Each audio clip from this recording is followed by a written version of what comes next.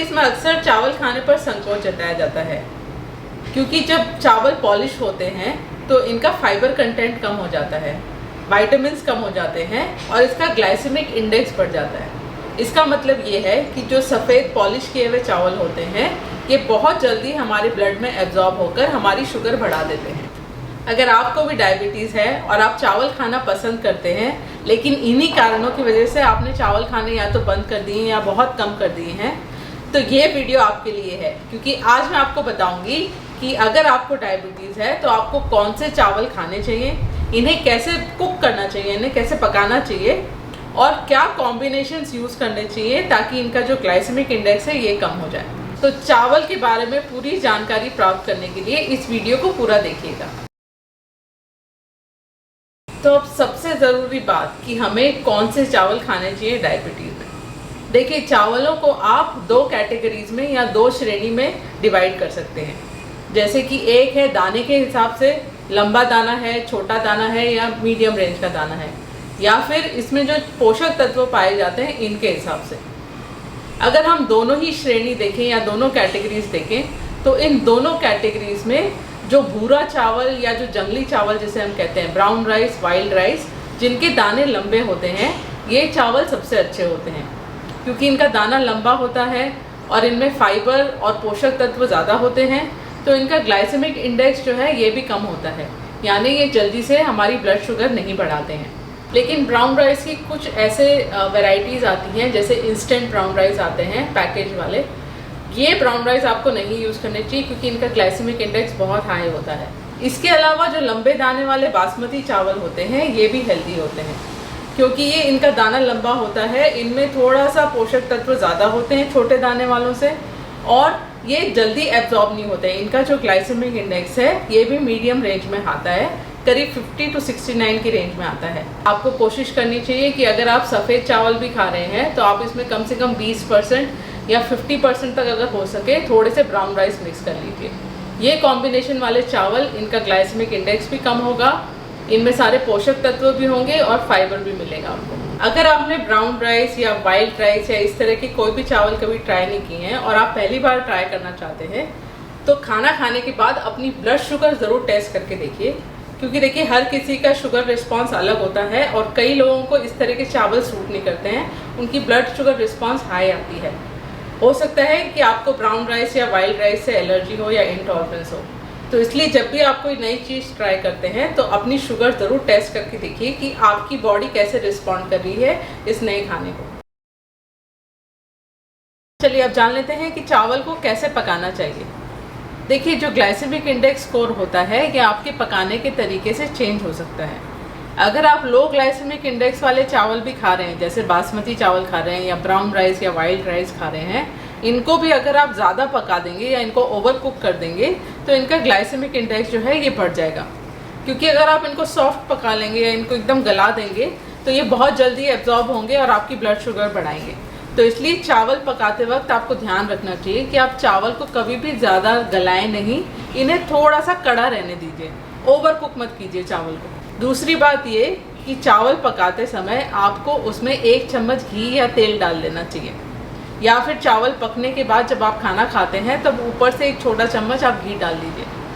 Fat की वजह से क्या होता है कि जब हम खाने में फ़ैट यूज़ करते हैं तो इससे जो एब्जॉर्प्शन है ये स्लो हो जाता है कार्बोहाइड्रेट का। तो अगर आप चावल को घी या तेल के साथ पकाएंगे या इसमें थोड़ा सा घी या तेल यूज़ करेंगे तो इससे इनका एब्जॉर्प्शन स्लोली होगा। देखिए, डायबिटीज़ में हमारा मकसद ये होता है कि एकदम से हमारी ब्लड शुगर नहीं बढ़नी चाहिए, क्योंकि जब ब्लड शुगर में एकदम से पीक आ जाता है तो ये बहुत नुकसानदेह होता है। वैसे तो हम जो भी खाना खाते हैं, चाहे आप चावल खाइए, रोटी खाइए, सब्जी खाइए, कुछ भी खाइए, ये सब कुछ शुगर में कन्वर्ट होकर आपके ब्लड में पहुंचता है।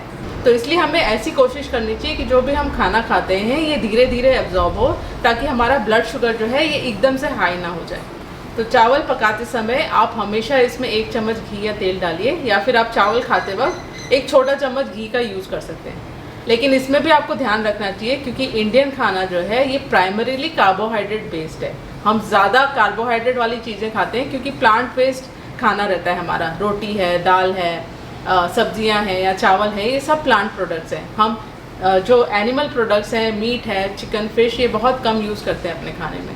तो इसलिए जब हमारा खाना हाई कार्बोहाइड्रेट होता है तो हमें इसमें ज़्यादा फैट नहीं खाना चाहिए, क्योंकि ये कॉम्बिनेशन बहुत ही ख़राब हो सकता है। अगर आप फैट बढ़ाते हैं तो आपको कार्बोहाइड्रेट फिर अपने खाने में कम करने चाहिए। और तीसरा टिप ये है कि आपको बासी चावल खाने चाहिए। जी हाँ, वैसे तो हम बासी चावल पसंद नहीं करते, लेकिन आज मैं आपको बताऊंगी कि बासी चावल डायबिटीज़ में क्यों बेहतर हो सकते हैं। देखिए, जब भी हम कोई स्टार्च वाली चीज़ पकाते हैं, जैसे कि चावल है, आलू है या फिर पास्ता है, और इन्हें हम फ्रिज में रख देते हैं, तो फ्रिज में रखने के बाद इसमें एक तरह का रेजिस्टेंट स्टार्च डेवलप हो जाता है। इसका मतलब ये है कि जो वो स्टार्च होता है वो जल्दी से डाइजेस्ट नहीं होता, यानी वो डाइजेशन रेजिस्ट करता है, और ये हमारे स्मॉल इंटेस्टाइन से गुजरकर लार्ज इंटेस्टाइन में यानी बड़ी आंतड़ियों में पहुंच जाता है, और वहाँ जाकर ये हमारे जो गट बैक्टीरिया होते हैं इनके लिए फ्यूल का काम करता है। हमारे जो गट बैक्टीरिया होते हैं ये इस फाइबर पर काम करते हैं और एक तरह के शॉर्ट चेन फैटी एसिड्स बनाते हैं, और जब ये शॉर्ट चेन फैटी एसिड्स बनते हैं तो ये हमारी हेल्थ के लिए बहुत अच्छे होते हैं। इससे कई तरह की डाइजेस्टिव प्रॉब्लम्स ठीक हो सकती हैं, ये आपको कैंसर से बचाते हैं, और भी इनके कई हेल्थ बेनिफिट्स होते हैं। तो ये रेजिस्टेंट स्टार्च एक्चुअली हमारे लिए बहुत ही फ़ायदेमंद होता है। रेजिस्टेंट स्टार्च पर जो स्टडीज़ हुई हैं उनमें ये पाया गया है कि ऐसे लोग जिन्हें डायबिटीज़ है और जिनका वज़न भी ज़्यादा है, वो अगर अपने खाने में रेजिस्टेंट स्टार्च खाते हैं तो उससे उनकी फास्टिंग ब्लड शुगर कम होती है, फास्टिंग इंसुलिन लेवल कम होता है, और जो इंसुलिन रेजिस्टेंस पाया जाता है ओवरवेट लोगों में, ये भी कम होता है। तो ये डायबिटीज़ वालों के लिए बहुत बेनिफिशियल हो सकते हैं। और अगर आप मेरे से पूछें कि इसकी डोज क्या होनी चाहिए, तो रिसर्च के हिसाब से आपको कम से कम दिन में 30 से 40 ग्राम रेजिस्टेंट स्टार्च खाना चाहिए।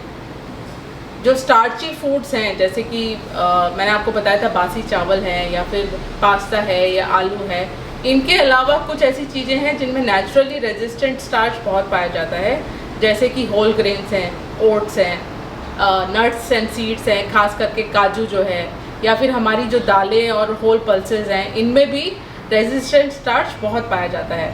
अगर आप बासी चावल खाना चाहते हैं तो चावल पका के इन्हें बाहर मत रखिए, इन्हें इमीडिएटली फ्रिज में डाल दीजिए, क्योंकि अगर आप रूम टेम्परेचर पे चावल बहुत देर बाहर रखेंगे तो इसमें एक तरह के बैक्टीरिया डेवलप हो जाते हैं जो आपकी हेल्थ के लिए अच्छे नहीं होते। नेक्स्ट डे आप इनको लो टेम्परेचर पे हीट करके खा सकते हैं वापस। चौथा टिप है कि आप हमेशा चावल जो है इसे किसी प्रोटीन फूड के साथ खाइए। कभी भी चावल की जो चीज़ें हैं वो आपको सिर्फ पुलाव या फिर चावल की रोटी, इस तरह की चीज़ें नहीं खानी चाहिए। वेजिटेरियन प्रोटीन सोर्सेज हैं, जैसे कि हमारी दालें हैं, मूंग दाल है, चना, राजमा, छोले, दही, या फिर आप सोयाबीन भी चूज़ कर सकते हैं। इसके अलावा नॉन वेज प्रोटीन सोर्सेज जो हैं, जैसे कि अंडा हो गया, मछली हो गई, मीट हो गया, चिकन हो गया, इनको आप चावल के साथ कंबाइन करके खाइए।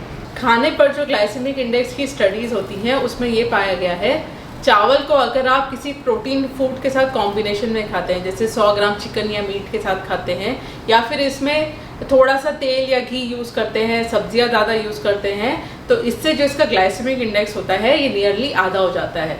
इसका मतलब कि आप अगर कॉम्बिनेशन में चावल खाएंगे तो ये धीरे धीरे एब्जॉर्ब होंगे, एकदम से आपकी ब्लड शुगर नहीं बढ़ाएंगे। प्रोटीन और फैट्स के अलावा कुछ ऐसी चीज़ें हैं जो चावल का ग्लाइसेमिक इंडेक्स नेचुरली कम कर सकती हैं, जैसे कि विनेगर है। आपने अक्सर देखा होगा कि सुशी वाले जो चावल होते हैं उसमें विनेगर का यूज़ होता है। ये विनेगर जो है ये भी कार्बोहाइड्रेट का एब्जॉर्प्शन स्लो कर देता है, करीब 25% तक। इसके अलावा अदरक है, दालचीनी है, ये भी चावल का ग्लाइसेमिक इंडेक्स लो कर सकते हैं। आपको कोशिश करनी चाहिए कि आप चावल इस तरह से बनाएं जिसमें आप थोड़ा सा विनेगर, अदरक या फिर दालचीनी यूज़ कर सकें, और इनको हमेशा प्रोटीन फूड्स के साथ कॉम्बिनेशन में खाइए। अगर आप रेकमेंडेशन के हिसाब से जाएं तो कहा जाता है कि आपके खाने में 45 से 60 ग्राम तक कार्बोहाइड्रेट्स होने चाहिए। तो अगर आप 2 रोटी खा रहे हैं तो इसमें आपको करीब 30 ग्राम तक कार्बोहाइड्रेट मिल जाएंगे, और अगर आप चावल खा रहे हैं तो ये जो एक बड़ा कप है इसमें करीब आपको 30 ग्राम कार्बोहाइड्रेट मिल जाएगा। ये छोटा कप जो है इसमें होंगे करीब 15 ग्राम। यह है 1 कप और ये है हाफ कप। तो अगर आप अपने खाने में रोटी के साथ चावल खाना चाहते हैं तो आप 1 रोटी कम कर दीजिए और आधा कप तक राइस आप खा सकते हैं, या फिर सिर्फ 1 कप तक आप राइस खा सकते हैं।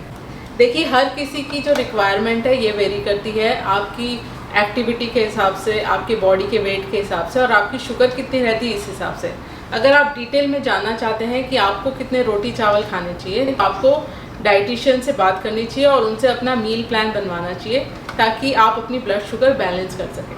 आई होप आज के इस वीडियो से आपको चावलों के बारे में काफ़ी कुछ जानकारी मिली होगी और इसी तरह के और वीडियोस देखने के लिए और डायबिटीज़ और डाइट से जुड़ी एडवाइस के लिए प्लीज़ मेरे चैनल को सब्सक्राइब कीजिए। इस वीडियो को अपने फ्रेंड्स और फैमिली के साथ ज़रूर शेयर कीजिए। Thank you so much for watching.